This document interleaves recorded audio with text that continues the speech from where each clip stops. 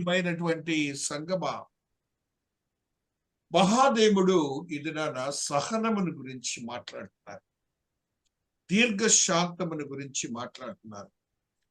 మహాదేవుని యొక్క ఆత్మీయతో కూడిన ఆశ్చర్యకరమైన స్థితిని మనం చూచినప్పుడు లాంగ్ సఫరింగ్, ఇంగ్లీష్ లో దేవుని యొక్క దీర్ఘశాంతము కూడా మనం గుర్తించుకోవాలి. ఒక ప్రక్కనేమో దేవుని యొక్క దీర్ఘశాంతము, ఒక ప్రక్కనేమో మనకున్నటువంటి సహనం ఎలాగుంది. పేతురు భక్తుడు మనకి ఇవాళ మన జీవన క్రమంలో ఉన్నటువంటి స్థితిగతులను ఒకసారి ఊరికినే ప్రమోట్ అవుతుంటాం, ఊరికినే రిటార్డ్, ఇంగ్లీష్ లో RETARD రిటార్డ్ అనే మాట ఉంది. ఊరికినే మనగా ప్రలోభపడుతుంటాం. అసలు అది మనకు లేదు. ఓర్పుతో కూడిన స్థితిని మనము ఉన్నప్పుడు నీ విశ్వాసంలో నువ్వు ఎలాగా ఎదుగుతున్నావో దేవుడు తెలియజేస్తాడు. కాబట్టి ఈ దినాన ఆత్మదేవుడు ఒక సత్యాన్ని మనకి తెలియజేస్తున్నాడు. ఆ సత్యం ద్వారా మనల్ని మనం బలపరుచుకున్నాం. యెషయా భక్తుడు 48వ అధ్యాయము 9వ వచనములో ఈ మాటని మనకు తెలియజేస్తున్నాడు. యెషయా భక్తుడు 48వ అధ్యాయము 9వ వచనములో ఈ సత్యాన్ని మనకు తెలియజేస్తున్నారు. నేను నిన్ను నిర్మూలము చేసుకుంటున్నట్లు నా నామమును బట్టి నా కోపము మానుకొనుచున్నాను. దేవుడు మాట్లాడుతున్న మాట అండి. దేవుడు మన ఎడల చూపుతున్నటువంటి సహనము, ఓర్పు, దీర్ఘశాంతము గురించి మాట్లాడుతున్న మాట ఇదే. ఆయనలో మనకులాగానే ఆయనలో దాకా చూడండి ఏముంటుందో, నేను నిన్ను నిర్మూలము చేయకూడనట్లు నా నామమును బట్టి నా కోపము మానుకొనుచున్నాను. నా కీర్తి నిమిత్తము నీ విషయంలో నిన్ను బిగబట్టుకొనుచున్నాను. ఈ రెండు మాటలు గుర్తుపెట్టుకోండి. ఈ రెండు మాటలు గుర్తుపెట్టుకోండి. ఏమంటున్నాడండి ఆయన? నీ విషయంలో నన్ను బిగబట్టుకొనుచున్నాను. అసలు ఈ విధమైనటువంటి స్థితి క్రైస్తవుల్లో ఎందుకు ఉండటం లేదు? వాక్యమేమో ఆయన నేను ఇలాగ ఉండాను, మీరు కూడా ఇలాగనే ఉండండి అనాలి అంటున్నారుగా. అది కూడాను మనల గురించే ఆయన చెప్తున్నారు. బిగబట్టుకుంటున్నారంట. అబ్బా, ఆ మాటలోనే దేవుని అసలు మనం ఇక బానిస అవ్వాలనిపిస్తుంది ఆ మాటను చూస్తుంటే. మన పాపములు, దోషములు, క్రియలు, ఆత్మీయతో కూడిన మాటలన్నీ కూడాను దేవునికి విరోధంగా ఉంటే అలాగా బిగబెట్టుకొని ఉంటున్నాడంట. ఇక్కడ అంటున్నాడు చూడండి, నిర్మూలము చేయకుండానట్లు. మనకి ఏంటండి ఇక లేదు, మనకి ప్లేస్ లేదనమాట. ఏంటండి అది దేవుని కృప. ఇలాగ మాట్లాడుతున్న అటువంటి దేవుణ్ణి కలిగి ఉండి కూడా, ఇలాగ తెలియజేసిన దేవుణ్ణి కలిగి ఉండి కూడా మనలో ప్రశాంతత లేకుండా జీవిస్తున్నాం. ఒకరిపై ఒకరికి ప్రేమ లేకుండా జీవిస్తున్నాం. ఈవెన్ కుటుంబాల్లో భార్యాభర్తలే కాదు, సహోదరులే కాదు, అన్నింటిగా బంధువులే కాదు, కుమారుడు తండ్రే కాదు, తండ్రి కుమారుడే కాదు, అదే రీతిగా తల్లి కుమారుడు కుమార్తె. ఇవన్నీ ఎందుకు చెప్తున్నాను? అందరం ఎప్పుడు కలిసి ఉండే మనుషులు, మనందరము ఎప్పుడు కలిసి ఉండే మనుషులు, గుంపుగా కుటుంబాల్లో. అందులో మనలో కూడా భావోద్రేకాలని, ఆ కుటుంబ వ్యవస్థకు సంబంధించిన కాన్స్టిట్యూషన్ విరోధంగా కూడా ఉంటాం. అప్పుడు మనలో ఏమవుతుంది? కొట్లాట్లు, అరుపులు, తన్నులాటలు, ఒక చోటని పొడుచుకోవటాలు కూడా. ఏది క్రైస్తవ కుటుంబాల గురించే చెప్తున్నా నేను. ఏది ఇన్ని రోజు చెప్తున్న కుటుంబాలు, ఇవన్నీ డైలీ వాక్యంలో చెప్తున్న వింటున్న వారు వీళ్ళందరూ. వేరే వేరే చోట మనకు అనవసరం. మనం ఏ రీతిగా తెలుసుకుంటున్నాం. అదే దేవుడి దినాన్ని మనందరితో మాట్లాడుతున్నాడు. నీ యొక్క స్థితి, డెవలప్మెంట్ ఎలాగుంది విశ్వాసిగా? ఆ స్థితిలో నువ్వు ఎదగాలి, ఎదగాలి, ఎదగాలి. ఎదిగినప్పుడు నీకు దేవునికి అత్యంత సమీపమైనటువంటి ఆశీర్వాదకరమైన స్థితి వస్తుంది అంటున్నాడు నీ దేవుడు.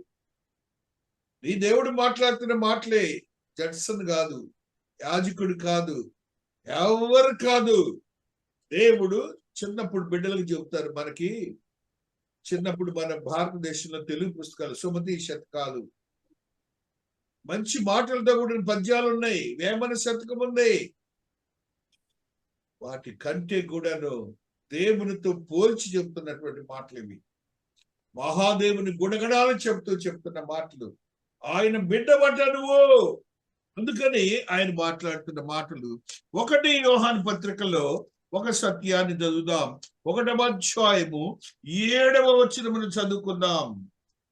అయితే ఆయన వెలుగులోనున్న ప్రకారము మనమును వెలుగులో నడిచినట్లుగా మనము అన్యోన్య సహవాసము కలవారమై ఉండము.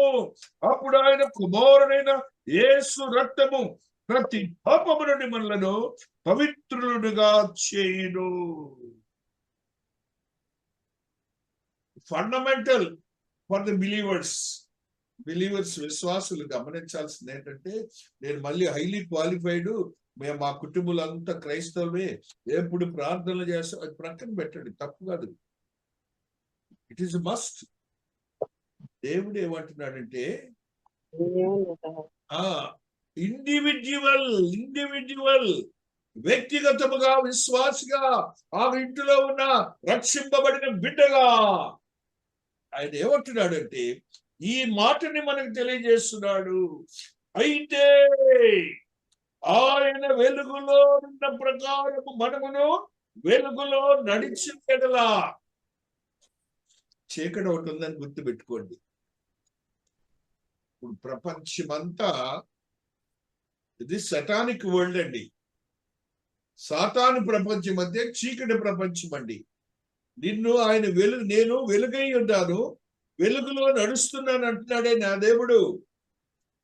నేను వెలుగై ఉన్నానంటున్నారే నా దేవుడు. ఆ వెలుగులో మనము నడుద్దాం, ఆ వెలుగులో మనము జీవిద్దాం, ఆ వెలుగులో మన ఆత్మీయతను బలపరుచుకుందాం. నీవు కూడా ఆ వెలుగులో నడు అంటే వాక్యానుసారం నడవటం, వాక్యంలో సత్యములను తెలుసుకోవటం అంత మాత్రమే కాకుండా నీ యొక్క ఆత్మీయ జీవితం నీకు ఇచ్చిన ఆయన రక్తము ద్వారా ఇచ్చిన సంఘమును చూశారు. ఆ సంఘంలో నువ్వేం చేయాలంటే పవిత్రుడుగా సిద్ధపరచబడి వెలుగుమయమైన బిడ్డగా నువ్వు ఉండాలని ఆత్మదేవుడు. అదేగా మార్గం. ఒకవేళ అందరు క్రైస్తవులందరూ ఒకసారి ఆలోచించండి. సంఘాలు లేవు, దేవుడే ఉన్నాడు, ఎక్కడో ఒక గుడిలాగా, చిన్న గుడిలాగా ఉంది, అక్కడికి వెళ్ళి దండం పెట్టి ఇంటికి వెళ్తామే అనుకుందాం, ఇలాగ వాక్యాలు చెప్పకుండా. అప్పుడు ఎలాగుంటారు వాళ్ళు? చీకటిలో ఉన్న మనుషులే, ఆ చీకటిలో నడిచే మనుషులే. నీకొక మందిరం ఇచ్చాడు, ఆయన రక్తముతో శుద్ధీకరింపబడినటువంటి వాక్యాన్ని ఇచ్చాడు, పరిశుద్ధాత్మతో బోధించే అగ్నితో కూడిన యాజకుడిని ఇచ్చాడు, పరిశుద్ధాత్మే ఆయన యాజకుడై ఉండి నడిపించే స్థితులను ఇచ్చాడు. అయినప్పటికీ మనముగా ఈ భావాలను కనుక్కోలేకపోతున్నాం. అందుకని అన్యోన్య, తెలుగు మాట చూడండి, అక్కడ ఏమంటున్నాం, అన్యోన్య కలవారమై. మనమును అన్యోన్య సహవాసము కలవారమై అనగా ఆ దేవుడు వెలుగులో ఎలా ఉండాలంటే ప్రేమాభిమానములతో కూడినటువంటి వెలుగుమయమైన బిడ్డలుగా ఉంటున్నారట. ఆ సహవాసములో మనం కూడా ఉండాలట. కాబట్టి దేవునితో ఊరికి ఆయన ఎక్కడో ఉంటాడు కాబట్టి అనే భావం తీసేయండి. Is nothing but your friend. ఆయన మనకి స్నేహితుడు, ఆయన మనలో ఉండే దేవుడు, మనకు వెలుగును అనుగ్రహించినటువంటి ఏకైక దేవుడు. నీవు ప్యూరిఫికేషన్ కొరకు ఇన్ని ఉన్నాయి అంటున్నాడు. ఆయనలో ఉన్న గుణగణాలని, క్యారెక్టర్ని చెబుతున్నాడు. ఇక్కడేమో ఆయన నడిచే విధానాన్ని చెప్తున్నారు, మనము ఎలాగ ఉండాలని కూడా చెప్తున్నారు. ఇంతకంటే కావాల్సింది ఏంటంటే అవి కనుక్కొని మన జీవితాలను భద్రపరచుకోవాలని ఆత్మదేవుడు. మరి యొక్క మాటని చదువుకుంటూ వస్తున్నాం. యెహెజ్కేలు భక్తుడు 20వ అధ్యాయము 17వ వచనములో ఒక సత్యాన్ని మనకు తెలియచేస్తూ ఉన్నారు.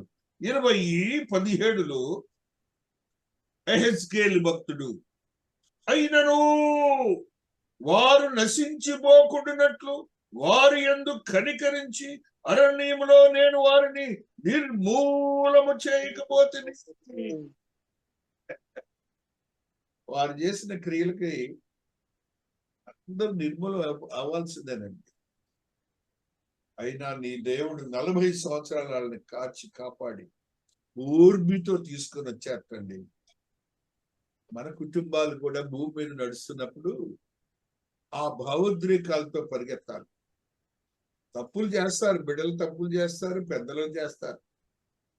కానీ ఎక్కడ మనం దీంట్లోంచి బయటకు రావాలి, ఎక్కడ మన భావోద్రేకాలను మార్చుకోవాలని కూర్చొని వాక్యానుసారముకు మనం బలపరచబడాలి. దాన్ని ఇంప్లిమెంట్ అయ్యేటట్టుగా చూసుకోవాలి. ఆ రోజు కుటుంబ ప్రార్థనలో మనం చెప్పుకోవచ్చు, ఓకే. కానీ దాని ఇంప్లిమెంటేషన్ ఉందా లేదా కూడా ఆ పెద్దలైన మనం గమనించుకుంటూ పోవాలి. ఆ విధంగా బిడ్డలు జీవిస్తున్నారు లేదా చూడాలి. అందుకని బిడ్డలు దారి తప్పడానికి కారణాలు ఆ రీతిగా మనం ఉండకూడదు. దేవుడు మనతో వాక్యం ద్వారా మాట్లాడుతున్నారు. మరి యొక్క సత్యాన్ని మనం చదువుకుందాం. రోమీయులకు రాసిన పత్రిక 9వ అధ్యాయము 22వ వచనములో క్రొత్త నిబంధనలో ఆత్మదేవుడు ఈ మాటని మనకు తెలియజేస్తున్నారు. 9:22 అలాగూ దేవుడు తన ఉగ్రతను అగపరచుటకును తన ప్రభావం చూపుటకును ఇచ్చయించిన వాడై నాశనమునకు సిద్ధపడి ఉగ్రతాపాత్రమైన ఘటములను ఆయన బహు దీర్ఘశాంతంతో సహించిననేమి. ఇవన్నీ ఎంత గట్టి పదాలు చూడండి.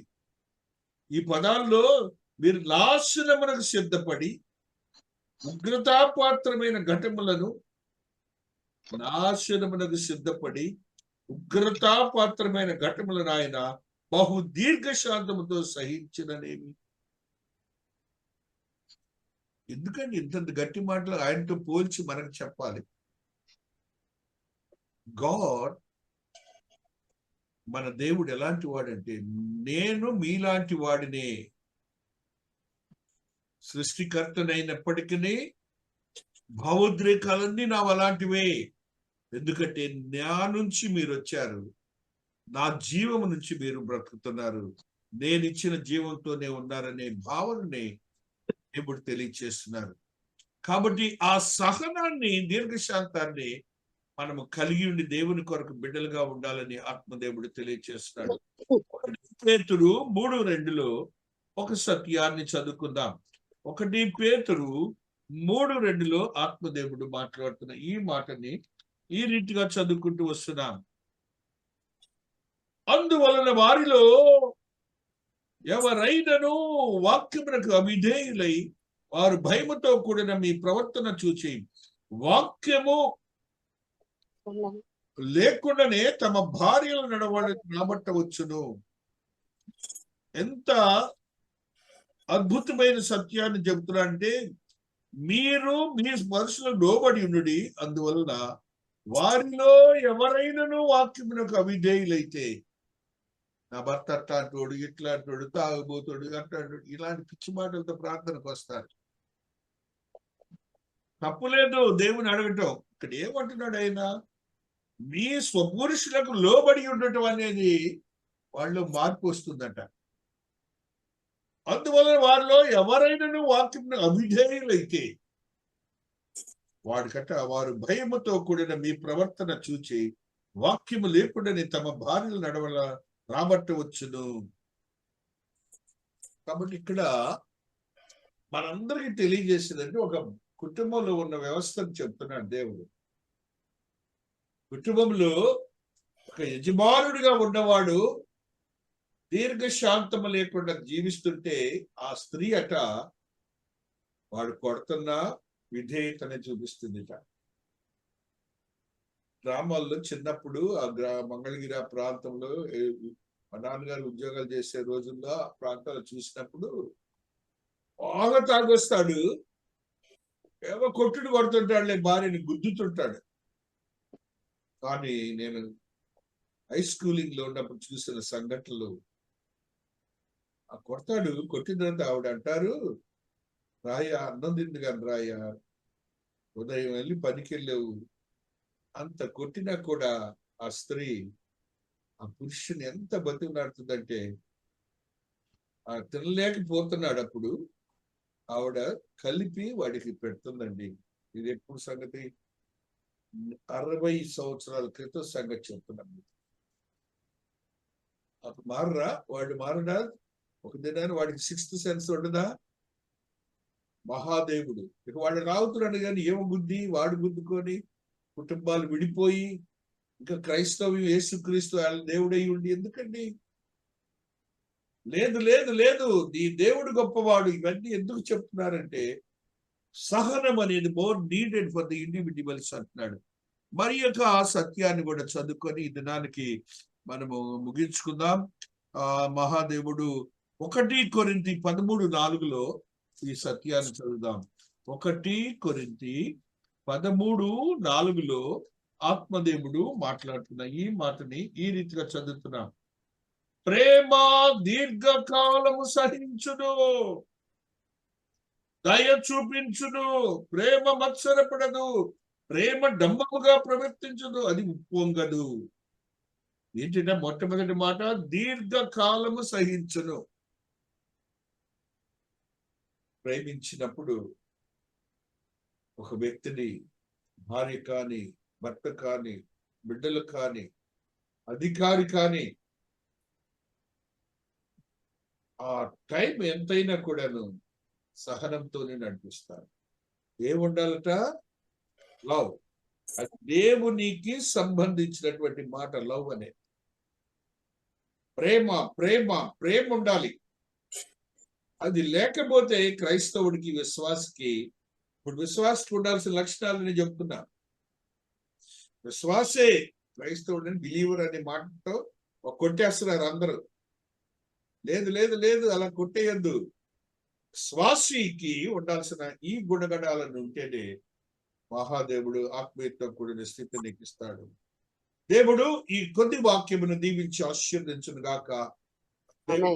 ఆత్మీయతో కూడిన స్థితిని, దీర్ఘశాంతమును మన కుటుంబాల్లో మనలో ఇచ్చి ఒక అద్భుతమైన దేవుని ప్రేమను చాటే కుటుంబాలుగా స్థిరపరచబడను గాక. ఆమేన్.